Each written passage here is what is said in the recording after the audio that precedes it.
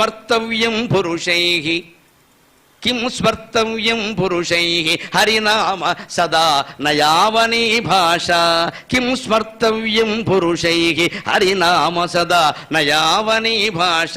కోహి నవాచ్యస్సు ధియా పరదోషశ్చ అనృతం తద్వతు. మంచి మనిషి అయినవాడు నిరంతరం స్మరించవలసింది ఏది? కిం స్మర్తవ్యం పురుషైః హరినామ.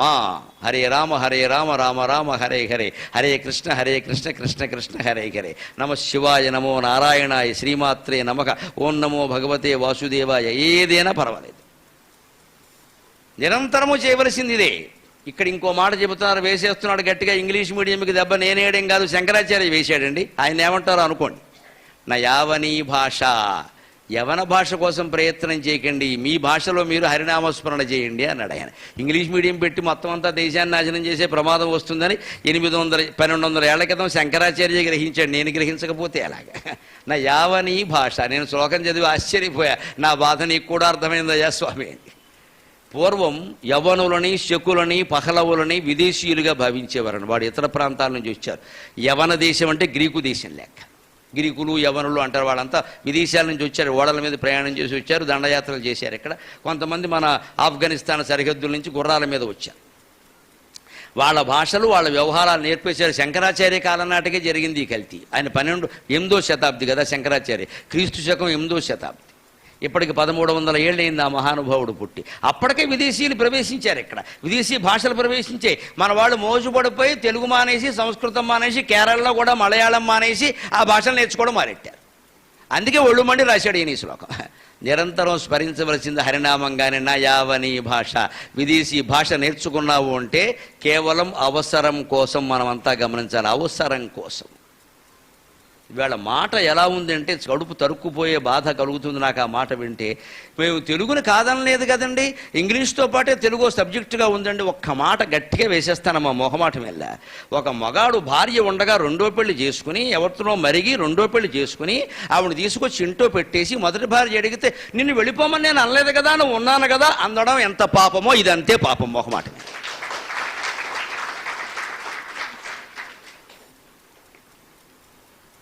తెలుగును ఉండమన్నాం కదా, ఎలా ఉండమంటావు? మొదటి భార్యగానా, 2వ భార్యగానా? రాష్ట్రంలో పట్టాభిషేకం చేయవలసింది తెలుగు భాషగా, ఇంగ్లీషు భాషగా? ఇదా మాట మాట్లాడేది? నువ్వు ఉండమన్నాం కదా. ఎవడు దయాదాక్షిణ్యాల ప్రకారం మేము బతకాలి. మీకు తెలియదండి నా వేదన. ఈ క్షణంలో నా ప్రాణం పోతే నాకంటే అదృష్టవంతుడు లేడు. మీకు నచ్చకపోవచ్చు, అంత క్షోభ కలుగుతుంది లోపల. ఇంకా ఎందుకు బతుకున్నానని. తెలుగు మీద కదా బతుకుతున్నాం. తెల్లారు లేస్తే టీవీలో 23.5 గంటల్లో తెలుగు మాట్లాడమని బతుకుతున్నామే. తెలుగుని చంపేస్తున్న రాష్ట్రంలో ఇంకా మనం అవసరం ఆ ప్రవచనాలు చెప్పడం? ఇంకా బతుకుండడం అవసరం ఆ ప్రవచనాలు పక్కనెట్టండి. అంత క్షోభందమ్మా లోపల. కానీ ఆపుకుంటున్నా, ఏం చేస్తాం చెప్ప, ఇంతకంటే ఏం చేయగలిగింది లేదు కదా.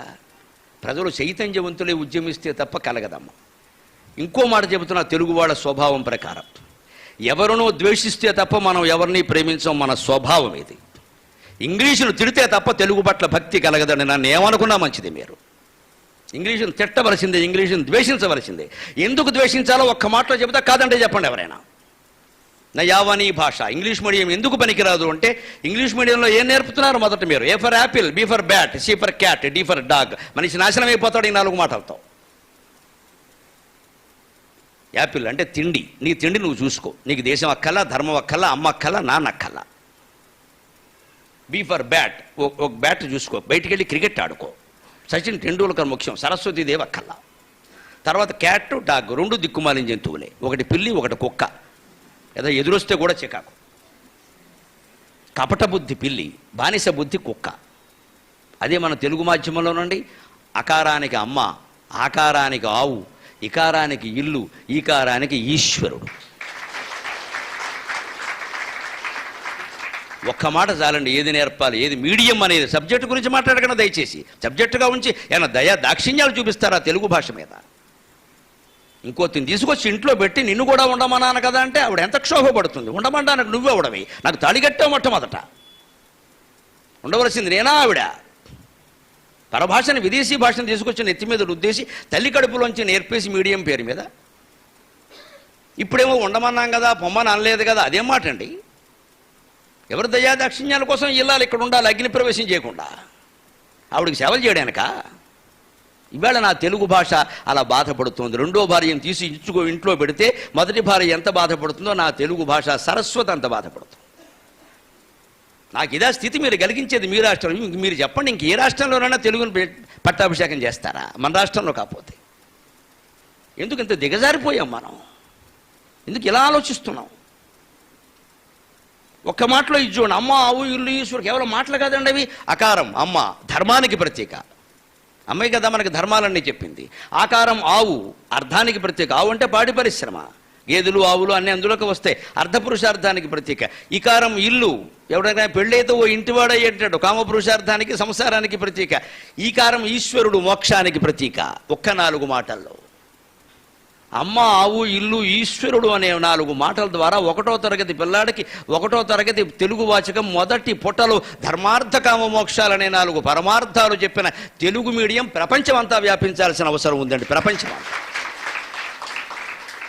మీ భాషల్లో ఇంత గొప్ప మాటలు ఉన్నాయా, ఇంత సంస్కృతి ఉందా, నేర్చుకుంటారా వెధవల్లారా అని అందరికీ చెప్పాల్సింది పోయి వాళ్ళ భాషల్ని మనం తెచ్చిపెట్టుకుంటాం ఇక్కడ. అదంత గర్భంలోంచి నేర్పాలా?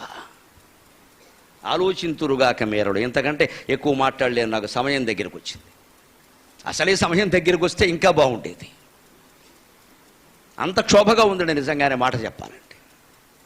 మరోసారి మానేద్దాం అందామా అని కూడా అనిపించింది, కృష్ణారావుతో పంచుకున్నా. కానీ కుదరనీరమ్మా, నాకు స్వతంత్రం ఎక్కడది, నా కర్తవ్యం కూడా నాకు తెలుసు. ఇటువంటిప్పుడు ఇంకా బాగా చేయాలనిపించింది నాకు. ఎటువంటిప్పుడు ఇంకా బాగా చేయాలి, ఇంకా శ్రమ పడదాం. మనం అనదలుచుకున్నది ధైర్యంగా మునిగేది ఏదో నిండా మునిగని వాడికి శని ఒకటి. ఇప్పుడు కొత్తగా చేసేది ఉంది, చేస్తే నా మీద కత్తి ఈపాటికే ఎత్తాలి. ఇంతవరకు ఎత్తలేదు ఉంటే ఇక ఎత్తలేరని అర్థం అక్కడ. అంచేత చెప్పేది ఏదో చెప్పుకుంటూనే పెడదాం గట్టిగా అని చెబుతున్నాను. ఖచ్చితంగా ఎప్పటికీ మరణించే వరకు చెబుతా, నా భాష గురించే చెబుతా, నా సంస్కృతి గురించే చెబుతా.